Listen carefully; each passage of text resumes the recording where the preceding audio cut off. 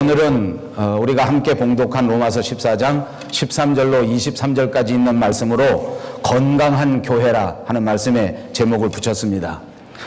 우리 조국 대한민국에서 있었던 이야기입니다. 대학생들이 모여서 함께 하숙을 합니다. 그런데 한국의 아주 높은 24층 아파트에 새들어 함께 살게 되었습니다. 세 사람의 대학생들이 서로 돈을 아끼기 위해서 24층에 있는 아파트를 빌리고 그곳에서 함께 새를 사는 것입니다. 어느 날 이 학생들이 외출해서 돌아왔습니다. 그런데 깜짝 놀랄 일이 벌어집니다. 그것이 뭐냐면 갑자기 정전이 돼서 엘리베이터가 움직이지 않는 것입니다. 저도 한국에 있을 때 20층 넘는 건물에서 살아본 적이 있습니다. 저희는 1층에서 살았었는데 저희 아파트에서도 간혹가다 잊어버릴만 하면 한 번씩 아파트에서 엘리베이터가 고장납니다. 뭐 6층, 7층 되는 것은 별 문제가 없습니다만 20층쯤 되면 정말 곤란한 지경에 빠지는 것입니다. 하는 수 없이 이 학생들은 걸어서 올라갈 수밖에 없었습니다. 서로 난감하게 옆을 쳐다보고 또 다른 친구들을 쳐다보다가 할 수 없이 올라가자. 그냥 올라가지 말고 올라가면서 내가 재밌는 이야기 해줄 테니까 그렇게 힘들지 않을 거다 하면서 어느 한 학생이 주도해서 올라가게 됐습니다. 그 학생은 학교에서 철학을 전공하는 학생이었다고 합니다. 역시 철학을 전공하는 학생답게 슬슬 철학적인 이야기를 하면서 올라가기 시작했습니다. 중간쯤 돼서 너무 힘이 드니까 또 다른 학생이 그 바톤을 받아서 또 이야기를 하고 재밌게 낄낄거리고 깔깔거리고 그렇게 올라갔다는 것입니다. 세 학생이 한참 재밌는 이야기를 하면서 24층까지 다 도달해 왔습니다. 그런데 이제 그때 또 정말 심각한 큰 문제가 생긴 것입니다. 그들이 땀을 흘리면서 열심히 24층까지 올라왔는데 자기들이 외출해 나갈 때에 경비실에다가 키를 맡기고 갔는데 그 키를 가지고 오지 않은 것입니다. 여러분, 우리 인생은 살아가는 동안에 아마 이렇게 24층 아파트를 올라가는 것처럼 그렇게 열심히 천국을 향하여 하나님의 나라를 향하여 약속의 나라를 향하여 힘차게 그리고 힘들게 신앙생활을 하는 것이 사실입니다. 그리고 천국 문에 도달했을 그때에 만약 우리에게 믿음의 열쇠를 간직하지 못했다고 하면 우리는 그 천국 문을 열 수가 없습니다. 오직 이 천국 문은 믿음으로 여는 문이라고 하는 사실을 꼭 믿으시길 바랍니다. 믿음이 있어야 이 천국 문이 활짝 열리게 되고 믿음이 있어야 이 천국 문을 통과하여 우리 주 예수 그리스도를 만나게 된다고 하는 사실 꼭 기억하시기를 바랍니다. 그러므로 저와 여러분에게 있어서 가장 소중한 것은 오늘도 믿음을 꼭 붙들고 믿음을 꼭 가지고 다닌다고 하는 사실을 우리는 꼭 간직해야 되겠습니다. 옆에 있는 분들과 인사합니다. 믿음을 꼭 가지고 다니시기 바랍니다. 믿음을 꼭 가지고 다니시기 바랍니다. 믿음이 없이는 하나님을 기쁘시게 하지 못합니다. 여러분, 오늘 하나님 앞에 예배하는데 저와 여러분이 과연 믿음을 가지고 하나님 앞에 예배하고 있는가 마음속에 다시 한번 점검해 보시기를 바랍니다. 찬양을 드릴 때에도 믿음으로 드려야 합니다. 교회 앞에 봉사할 때에도 믿음으로 봉사해야 될 줄로 믿습니다. 선교하고 전도할 때에도 반드시 믿음 가운데 그리고 확신 가운데 감당해야 되는 것입니다.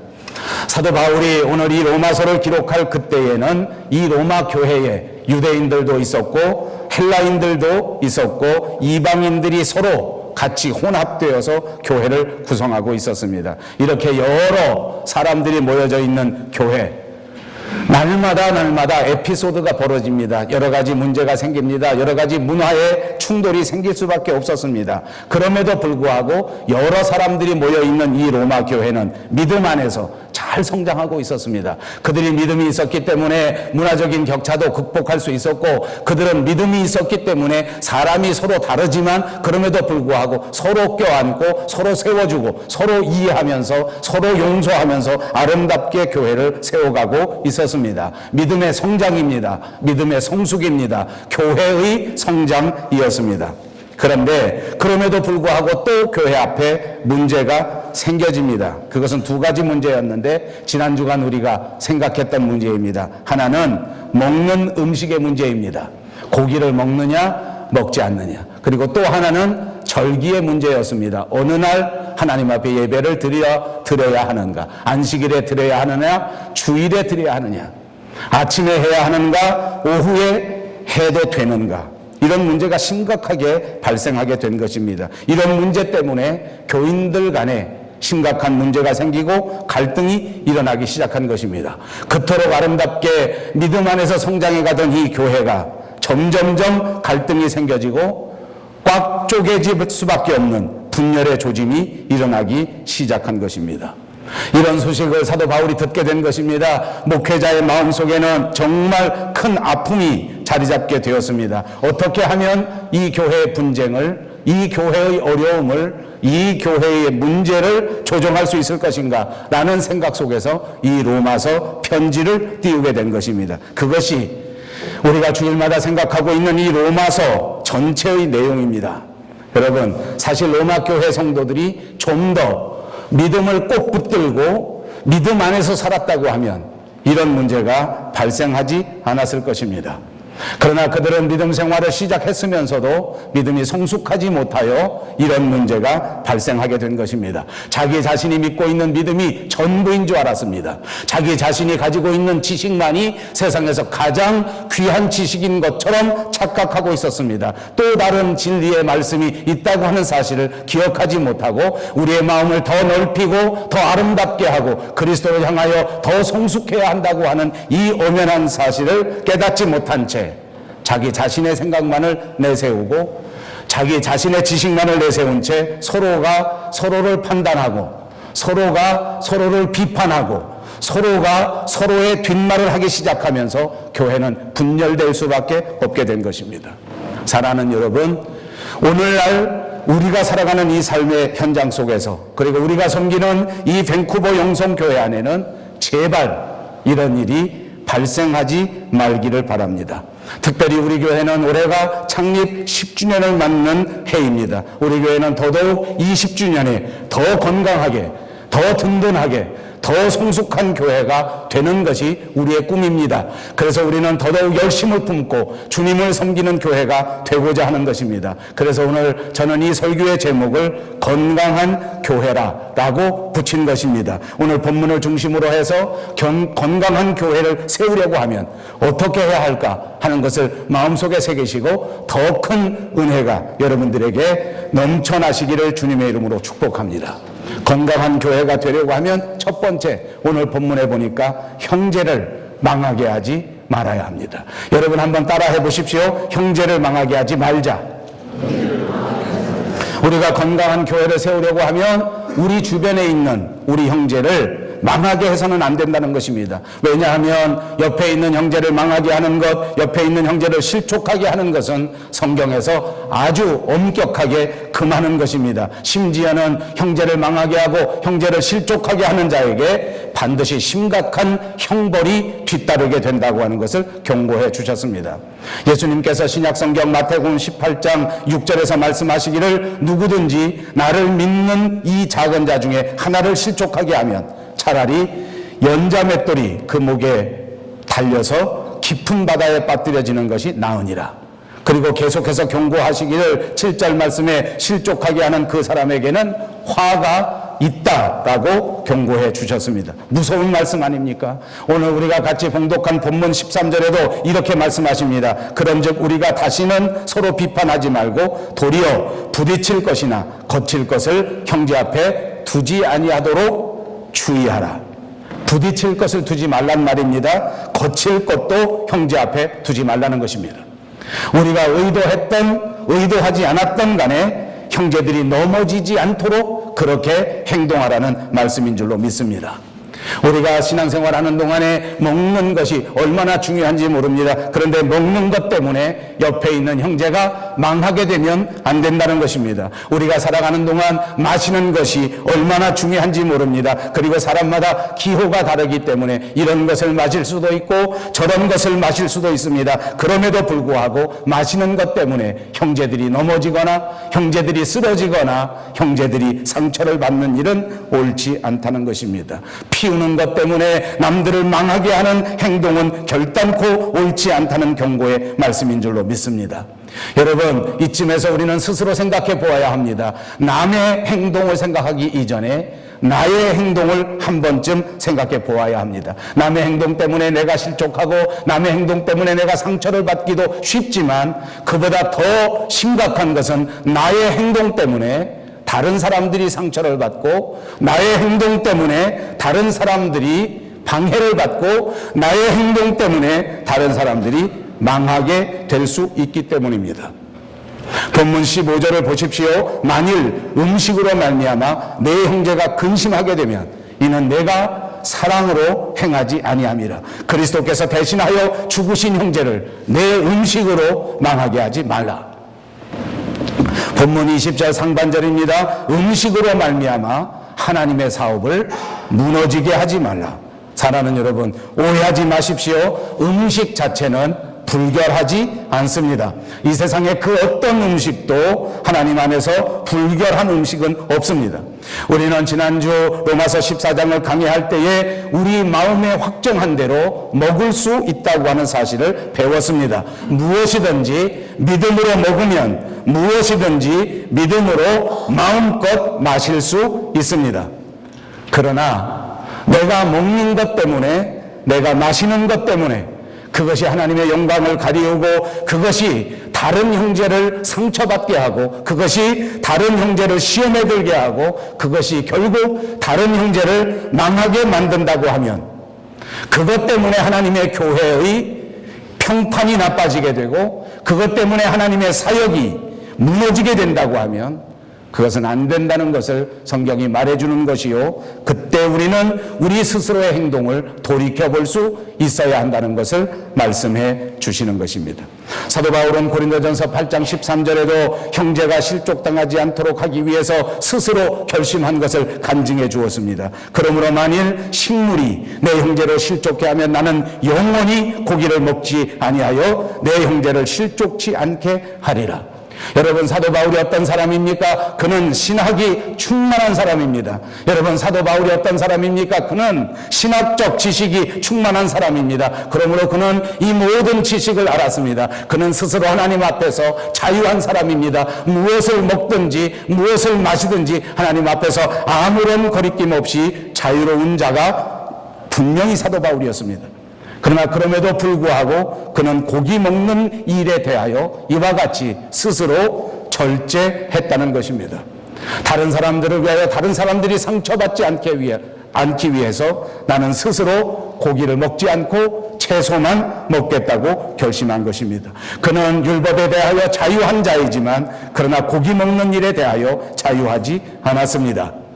사도 바울은 고린도전서 9장 19절에서 자신이 모든 자에게 자유하였지만 오히려 모든 자의 종이 된다고 간증하지 않았습니까? 그것은 더 많은 사람들을 하나님의 나라로 이끌어가기 위하여 자기 스스로의 자유를 제한한 것입니다. 자기 마음대로 할 수 있는 자유조차도 하나님 앞에서 반납하고 스스로 한 영혼이라도 하나님 앞으로 인도하기 위하여 스스로 종의 멍에를 지게 된 것입니다. 고기도 영원히 먹지 않은 것입니다. 자기 행동의 자유도 스스로 제한한 것입니다. 사랑하는 여러분, 우리의 자유로운 행동 때문에 다른 형제를 망하게 하지 않는 지혜로운 성도들이 꼭 되시기를 바랍니다. 그렇습니다. 저와 여러분은 그리스도 안에서 자유한 사람들입니다. 무엇을 먹어도 괜찮습니다. 무엇을 마셔도 괜찮습니다. 주일날 얼마든지 돈을 써도 괜찮습니다. 주일날 음식을 사 먹어도 괜찮습니다.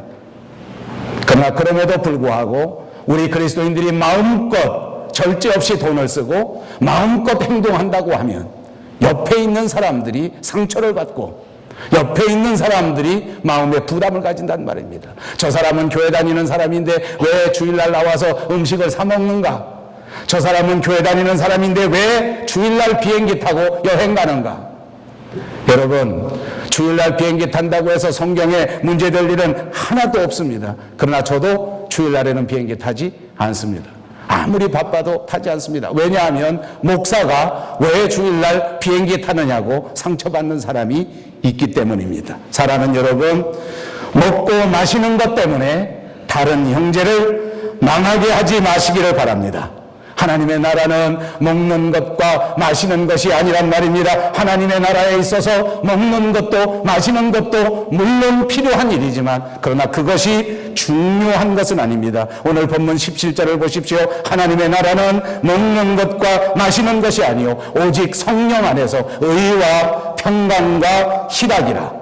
그렇습니다. 하나님의 나라는 의의 나라입니다. 하나님의 나라는 평강의 나라입니다. 하나님의 교회는 희락을 가장 중요시하는 나라인 줄로 믿습니다.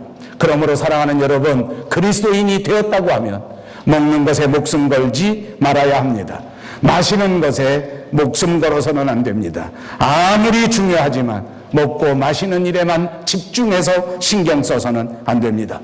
오히려 다른 형제를 생각해야 합니다. 오히려 다른 형제를 위하여 고민해야 합니다. 어떻게 하면 다른 형제를 하나님 나라로 인도할까? 어떻게 하면 다른 형제를 도와줄까? 어떻게 하면 다른 사람들에게 기쁨을 나누어 줄 수 있는 사람이 될 것인가? 라는 것이 우리 삶에 있어서 가장 중요한 것입니다. 그러므로 사랑하는 여러분, 우리 밴쿠버 영성교회를 건강하게 세우시기 원하시면 날마다 의와 평강과 희락을 생각하시고 의와 평강과 희락의 사람들이 다 되시기를 주님의 이름으로 축복합니다. 이것이 하나님의 교회를 건강하게 세우는 소극적인 방법입니다.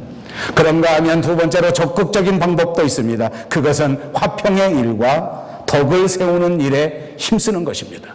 그러므로 두 번째로 건강한 교회를 세우시기 원하면 화평의 일과 덕을 세우는 일에 최선을 다하여야 되는 것입니다.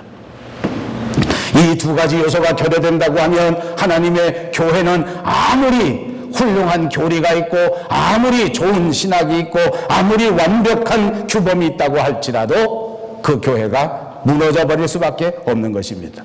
화평의 일이 무엇입니까? 화평의 일이라고 하는 것은 사랑에서 나오는 것입니다. 여러분, 화평이 무엇입니까? 이해와 용서의 다른 말이라고 할 수 있는 것입니다. 오늘 우리는 그리스도의 사랑 가운데 그리스도의 십자가 때문에 하나님과 화평을 누리고 있는 사람들입니다. 어떻게 하나님과 화평을 누리게 되었습니까? 주님이 우리를 위하여 대신 짊어져 주신 그 십자가의 사랑으로부터 시작된 것입니다. 하나님은 십자가의 사랑을 통하여 우리를 받아주셨습니다. 하나님은 십자가의 사랑으로 지난날 씻을 수 없는 우리의 더러운 죄악들을 깨끗이 용서해 주셨습니다. 여러분, 먹는 것의 문제, 절기의 문제, 안식일의 문제 이런 것 가지고 형제를 판단하는 일은 교회의 화평을 현저하게 깨트려버리는 일입니다. 다음에 바울은 교회가 건강하게 세워지기 위하여 덕을 세우는 일에 힘쓰라고 말합니다. 덕은 무엇입니까? 마음의 행실이 겸손하여 인격의 나타남을 보여주는 것이 바로 덕입니다. 일반적으로 정의한다면 덕이라고 하는 것은 옳은 것을 말하는 것입니다. 덕이 무엇입니까? 착한 것을 말하는 것입니다. 덕이란 빛나고 아름답고 따뜻하고 부드러운 마음씨로 살아가는 행실을 말하는 것입니다. 그러므로 이 덕이야말로 저와 여러분이 모두가 반드시 필수적으로 구비해야 될 우리 삶의 결정적인 요소인 줄로 믿습니다.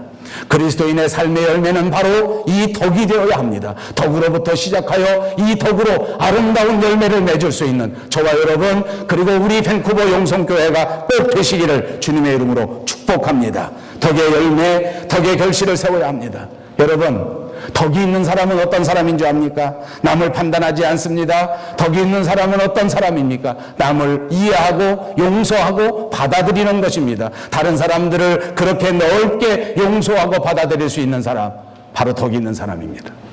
그런데 오늘 저와 여러분이 생각할 것은 거기서 한 걸음 더 나가야 합니다. 아까도 말씀드린 것처럼 덕을 세우기 위하여 남을 이해하고 남을 용서하는 거 정말로 훌륭한 일입니다. 그러나 거기서만 머물지 마시고 한 가지 더 생각하십시오. 정말 덕이 있는 사람은 다른 사람에게 판단을 받지 않는 사람입니다. 다른 사람이 나를 어떻게 판단할까를 생각하십시오. 내가 말을 재미있게 한답시고 심하게 하면 다른 사람들이 나를 어떻게 판단할까? 나 재미있자고 조속한 언어를 사용하면 다른 사람이 나를 어떻게 생각할까? 나 좋자고 폭력적인 언사를 사용하면 다른 사람이 나를 어떻게 생각할까? 나 기쁘자고 욕을 섞어서 말을 하면 다른 사람이 나를 어떻게 생각할까? 자유롭게 신앙생활 한다고 내 마음대로 신앙생활 하면 옆에서 보는 다른 사람들이 어떻게 생각할까? 여러분, 덕을 세우는 사람은 내가 스스로 다른 사람의 판단을 어떻게 받을 수 있을까를 늘 생각하면서 다른 사람으로 하여금 좋은 판단을 받을 수 있도록 노력하는 사람, 그것이 덕스러운 사람인 줄로 믿습니다. 사랑하는 여러분, 교회 다녀보십시오. 많은 사람들이 교회 안에서 아름다운 신앙생활을 시작했는데도 불구하고 스스로 덕스러운 판단을 받지 못합니다. 교회에 아름다운 직분을 받았습니다. 집사님이 되고 권사님이 되고 장로님이 되었는데 안타깝게도 다른 사람에게 덕스러운 판단을 받지 못한단 말입니다. 이것은 남을 거치게 하는 것입니다. 이것은 남을 실족하게 하는 것입니다. 이것은 남을 망하게 하는 것입니다. 그러므로 사랑하는 여러분, 우리는 지금부터 다른 사람들에게 어떤 판단을 받을 것인가 라는 것을 생각하면서 더 인격적이고 더 신앙적인 삶이 될 수 있도록 노력해야 될 줄로 믿습니다. 그렇습니다. 그리스도인들은 언제나 아름다운 인격의 품위를 나타내는 사람이어야 할 것입니다. 그러므로 우리의 말투도, 우리의 행실도, 우리의 생각도, 우리의 모든 삶의 모습들이 이와 같이 덕스러운 모습으로 변화될 수 있게 되기를 바랍니다. 이것이야말로 그리스도 안에서 성숙이요, 이것이야말로 신학적인 말로 할 때의 성화의 과정이라고 말할 수 있을 것입니다. 저는 10주년을 맞는 저와 여러분, 우리 교회가 모두 다 이와 같이 성화의 과정에 들어가서 날마다 성숙한 사람 꼭 되시기를 주님의 이름으로 축복합니다. 세 번째입니다. 건강한 교회를 세우기 위하여 믿음을 따라 행동하라고 말씀해 주셨습니다. 오늘 본문 22절 23절을 봅니다. 내게 있는 믿음을 하나님 앞에서 스스로 가지고 있으라. 자기가 옳다 하는 바로 자기를 정죄하지 아니하는 자는 복이 있도다. 의심하고 먹는 자는 정죄되었나니 이는 믿음을 따라 하지 아니하였기 때문이라. 믿음을 따라 하지 아니하는 것은 다 죄니라. 이것이 성경의 본문입니다. 그러므로 우리가 건강한 교회를 세우기 위하여, 건강한 신앙생활을 해나가기 위하여 가장 중요한 것은 믿음을 따라 행하는 것입니다. 여러분, 오늘 본문 말씀을 다시 한번 보십시오. 믿음을 스스로 가지고 있으라, 이렇게 말씀합니다. 22절 말씀입니다. 믿음을 스스로 가지고 있으라. 여러분 한번 입으로 따라해 보십시오. 믿음을 스스로 가지고 있으라. 무슨 말씀입니까? 믿음이 있습니다. 이미 내가 믿음을 갖기 시작했습니다. 우리에게 믿음이 있단 말입니다. 그런데 우리에게 있는 그 믿음을 스스로 잘 지키고 그 믿음을 스스로 잘 간직하라는 뜻입니다. 여러분, 믿음을 가지고 있다는 말이 무슨 말입니까? 우리가 예수님을 믿기 시작했단 말입니다. 예수님이 내 삶의 주인이시요, 예수님이 내 생명의 의인이라고 하는 사실을 내가 이미 알게 되었단 말입니다. 그런데 이렇게 알게 된 믿음도, 이렇게 가지고 있는 믿음도 스스로 간직하고 스스로 관리하지 않으면 이 믿음이 상해버린단 말입니다. 이 믿음이 없어져 버린단 말입니다. 이 믿음이 변질되어 버린단 말입니다. 여러분, 이 믿음을 빼앗길 수 있단 말입니다. 그러므로 여러분 속에 시작되어진 이 아름다운 믿음을 스스로 잘 간직하시기를 바랍니다. 믿음은 간직하는 것입니다. 내가 스스로 이 믿음을 간직해야 돼. 내가 스스로 이 믿음을 지켜야 됩니다. 내가 지키지 않으면 이 믿음을 빼앗기기 때문입니다. 내가 지키지 않으면 이 믿음이 상해버리기 때문입니다. 베드로전서 1장 7절에 보십시오. 믿음은 금보다도 더 귀하다. 그렇습니다. 저와 여러분이 하나님께로부터 받은 이 믿음이야말로 금보다도 더 귀한 것입니다. 이 세상에 우리 인생에 있어 없어서는 안 될 가장 소중한 것을 믿음으로 받았단 말입니다. 여러분, 이 금덩어리, 이 보석덩어리 받았는데 여러분 스스로가 가지고 있는 이 믿음이 과연 어떤 믿음인가를 한 번 더 점검해 보십시오. 많은 사람들이 금빛을 유지하지 못합니다. 아름답고 휘황찬란한 이 금빛 같은 믿음을 가지고 살았으면 우리 인생 자체가 빛나고 아름다운 인생이 되었을 터인데, 믿음을 관리하지 못하고 믿음을 간직하지 못하고 믿음을 지키지 못했기 때문에 이 금 같은 믿음 위에 불순물들이 가득 찼습니다. 세상의 정욕과 이생의 자랑과 더러운 추악한 욕망들이 이 금 같은 믿음을 다 오염시키고 말았단 말입니다. 아무도 이것이 믿음인지를 발견하지 못하게 되어버리지는 않았는가 생각해 보십시오. 여러분, 우리 스스로를 들여다보시란 말입니다. 여러분이 과연 믿음의 사람입니까? 여러분이 과연 여러분이 받은 이 귀한 믿음을 뺏기지 않고 간직하고 있느냐는 말입니다. 오늘날 안타까운 것은 많은 사람들이 스스로 이 믿음을 던져버립니다. 귀한 것을 귀하게 여기지 못하는 것입니다. 믿음을 선물로 받았는데 스스로 믿음을 던져버립니다.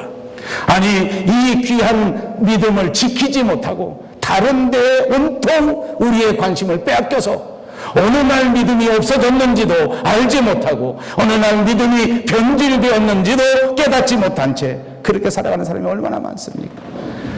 생각해 보십시다. 우리가 받은 것은 믿음만이 아닙니다. 우리가 살아가고 있는 이 건강, 하나님께서 주신 얼마나 아름다운 것인지 모릅니다.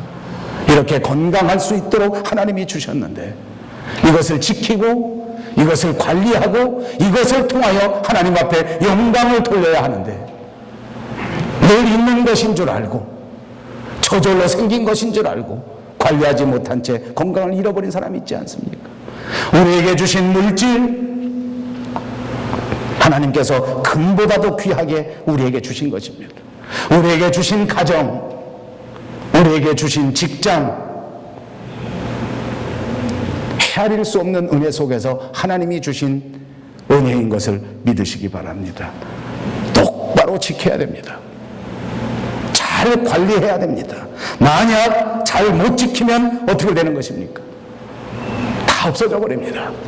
다 변질되어 버립니다. 사랑하는 여러분, 잘 지키시기를 바랍니다. 어떻게 하면 잘 지킬 수 있습니까? 우선 감사하시기를 바랍니다. 이미 받은 은혜를 감사할 때 이것을 잘 지킬 수 있는 것입니다. 하나님 앞에 감사하십시오. 그러면 하나님께서 더 좋은 것으로 차고 넘치도록 주실 뿐만 아니라 여러분이 가지신 이 모든 아름다운 선물들을 잘 지킬 수 있도록 만들어 주실 줄로 믿습니다. 그리고 이 아름다운 선물들을 하나님의 나라를 위하여 아낌없이 사용하십시오. 주님을 위하여 열심을 다해 쓰시란 말입니다. 주님을 위하여 여러분이 가지신 아름다운 믿음, 아름다운 건강, 아름다운 물질, 아름다운 생애를 온전히 주님 앞에 충성으로 봉사하시기를 바랍니다.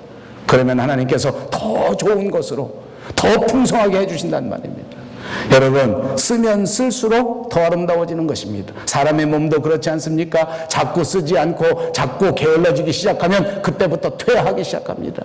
부지런히 쓰십시오. 더 건강에 축복을 주실 줄 믿습니다. 수도꼭지도 오랫동안 틀지 않으면 어떻게 됩니까? 눈물이 쏟아지는 것 아닙니까? 샘물도 계속해서 퍼서 써야 계속해서 맑은 물이 솟아나는 것입니다. 내게 있는 믿음을 하나님 앞에서 스스로 가지고 있으라. 바르게 관리하라는 말입니다. 바르게 지키라는 말입니다. 아멘. 우리는 이 땅 밴쿠버에 살아갈 때 우리 스스로가 그리스도인이라고 말하고 있습니다. 우리는 크리스찬입니다. 그리고 자랑스러운 밴쿠버 영성교회의 성도가 되었습니다. 여러분, 그렇게 믿습니까? 문제는 뭔지 압니까? 옆에 있는 사람이 여러분이 자랑스러운 성도인가? 여러분이 자랑스러운 밴쿠버 영성교회 교인인가? 라고 인정하고 있는가 하는 것입니다. 부부간에는 묻지 마십시오. 다른 사람에게 좀 물어보십시오. 사랑하는 여러분, 교인은 교인답게 살아야 합니다. 밴쿠버 영성교회 성도는 밴쿠버 영성교회 성도답게 살아야 합니다. 여러분, 목사는 목사답게 살아야 합니다.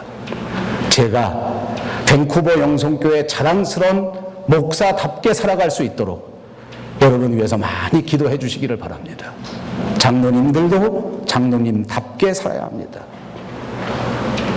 어떻게 하는 것이 답게 사는 것입니까? 믿음대로 사는 것입니다. 믿음으로 생각하십시오. 믿음으로 말씀하십시오. 믿음대로 실행하십시오. 모든 삶이, 모든 행동이 믿음을 따라 행하시기를 주님의 이름으로 축복합니다. 사랑하는 여러분, 오늘 우리는 건강한 삶의 비결, 그리고 성공하는 삶의 비결, 건강한 교회를 세우는 비결을 생각해 보았습니다. 그렇습니다. 바로 이것입니다. 형제를 망하게 하지 마십시오. 형제를 망하게 하는 그 어떤 것도 과감하게 던져 버리시기를 바랍니다. 그리고 교회에 덕을 세우는 일에 열심을 다하시기 바랍니다. 믿음으로 행하십시오. 믿음으로 행동하십시오. 믿음으로 생각하셔서 주님을 기쁘시게 하고 사람들 앞에 칭찬받는 여러분들 되셔서 반드시 의와 평강과 희락을 누리시는 아름다운 성도님들이 다 되시기를 주님의 이름으로 축복합니다. 기도합니다. 자비하신 우리 하나님 참 감사합니다. 건강한 교회를 세우는 아름다운 믿음의 비결을 생각합니다.